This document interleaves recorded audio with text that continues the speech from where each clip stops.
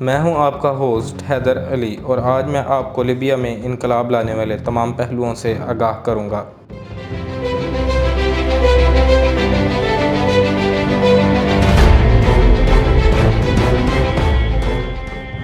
16 جنوری 2011 کو لیبیا میں ایک ہاؤسنگ منصوبہ میں تاخیر اور بدعنوانیوں کے خلاف مظاہرے شروع ہوئے۔ ان مظاہروں میں عوام نے حکومت کے بنائے ہوئے گھروں پر قبضہ کر لیا اور لیبیا کے ایک شہر البدایہ میں عوام اور سیکورٹی فورسز کے درمیان تصادم کے واقعات رونما ہوئے، جس کی وجہ سے غصے سے بھری عوام نے حکومتی دفاتر پر دھاوا بول دیا اور 27 جنوری 2011 کو حکومت نے عوام کا غصہ ٹھنڈا کرنے کے لیے $24 بلین کی ایک خطیر رقم تعمیراتی مسائل کو حل کرنے کے لیے مختص کر دی۔ جنوری کے آخر میں تیونسی اور مصری انقلاب سے متاثر ہو کر لیبیا کے ایک سیاسی تجزیہ نگار جمال الحاجی نے انٹرنیٹ پر عوام کو حکومت کے خلاف احتجاجی مظاہرے کرنے کی کال دی، جس کے نتیجے میں حکومت نے خفیہ پولیس بھیج کر جمال الحاجی کو دھر لیا۔ 3 فروری 2011 کو جمال الحاجی پر کار کے ذریعے کئی لوگوں کو کچلنے کے الزام میں قید کر دیا گیا۔ ایمنسٹی انٹرنیشنل کے مطابق یہ جمال الحاجی کی پہلی گرفتاری نہ تھی، بلکہ اس سے پہلے بھی کئی بار اسے جیل کی ہوا کھانا پڑی تھی، صرف اس جرم میں کہ جمال الحاجی ملک میں پرامن سیاسی تبدیلی کا خواہاں تھا۔ فروری کے آغاز میں ہی صدر معمر قذافی نے ارد گرد عرب ممالک کے حالات کا جائزہ لیتے ہوئے لیبیا کے سیاسی رہنماؤں، صحافیوں اور دیگر سرکاری شعبہ جات سے تعلق رکھنے والے افراد سے ایک خصوصی ملاقات کی۔ ان افراد کو امن و امان قائم رکھنے کی ہدایات کی گئیں اور ان تمام افراد کو متنبہ کیا گیا کہ اگر ملک میں مظاہروں یا ہنگاموں کے ذریعے امن و امان کو نقصان پہنچانے کی کوشش کی گئی تو ساری کی ساری ذمہ داری ان پر عائد کر دی جائے گی۔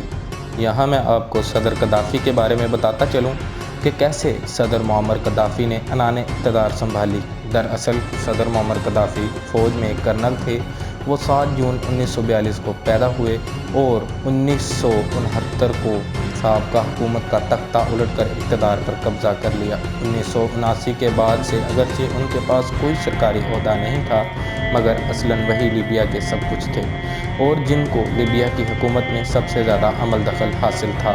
ان کو ڈی فیکٹو بھی کہتے ہیں۔ 1951 میں لیبیائی آئین کی معطلی کے بعد ملک میں کوئی نیا آئین تشکیل نہیں دیا گیا، بلکہ صدر قذافی کی سبز کتاب کو ملکی آئین کی حیثیت حاصل رہی اور صدر قذافی نے اسی سلسلے میں ایک رسمی پذیرائی بھی حاصل کیا۔ صدر قذافی نے تمام سرکاری عہدوں پر اپنے عزیز و اقربا اور قبیلے کے لوگوں کو ہی فائز کیا تاکہ حکومت کے خلاف یا مخالفت میں اٹھنے والی کوئی آواز کو کچلا جا سکے، مگر اس کے باوجود عوام حکومت سے متنفر ہوتی گئی اور عوام صدر قذافی کے آمرانہ ہتھ کنڈے سے متنفر ہوتی چلی گئی اور بات مظاہروں تک پہنچ گئی۔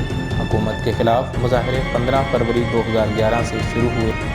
500 سے 600 افراد نے انسانی حقوق کے ایک وکیل فتحی تربل کی گرفتاری کے خلاف بنغازی میں پولیس ہیڈ کوارٹرز کے سامنے احتجاج کیا۔ پولیس نے مظاہرین کے خلاف انتہائی اقدام کیا اور 38 مظاہرین زخمی ہو گئے، جن میں سے 10 پولیس والے شامل تھے۔ لیبیا کے مشہور ناول نگار ادریس مسماری الجزیرہ ٹیلی ویژن کو انٹرویو دینے کے بعد گرفتار ہوئے اور صرف 1 گھنٹے بعد گرفتاری اس وجہ سے ہوئی کیونکہ انہوں نے پولیس کی پرتشدد کارروائی کے متعلق لب کشائی کی تھی۔ البدایہ اور ازنتان نامی شہروں میں مظاہرین نے صدر قذافی کی حکومت کے خاتمے کا مطالبہ کیا اور پولیس اور سیکورٹی فورسز کی متعدد عمارات کو آگ لگا دی۔ ازنتان میں احتجاجیوں نے عین قصبے کے وسط میں اپنے خیمے نصب کر دیے۔ اگلے دن لیبیا کے شہر بنغازی، دما اور البدایہ میں مسلح احتجاج کا آغاز ہوا۔ لیبیا کی سیکورٹی فورسز نے مسلح مظاہرین کے خلاف پوری طاقت سے جوابی کارروائی کی، جن میں 4 مظاہرین ہلاک ہوئے اور 3 زخمی ہو گئے۔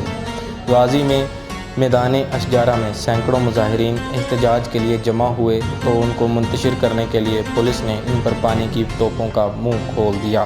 اگر آپ جاننا چاہتے ہیں کہ یوم غضب کے دن کیا ہوا، لیبیا کے شہر میدان جنگ کیسے بنے اور فوج کی بغاوت کیا تھی، تو ہماری اگلی ویڈیو کا انتظار کیجیے۔ دوستو، آپ سے گزارش ہے کہ ہمارے چینل کو لائک، شیئر اور سبسکرائب ضرور کیجیے تاکہ ہر آنے والی معلوماتی ویڈیو آپ تک پہنچ سکے۔ تب تک کے لیے خدا نگہبان۔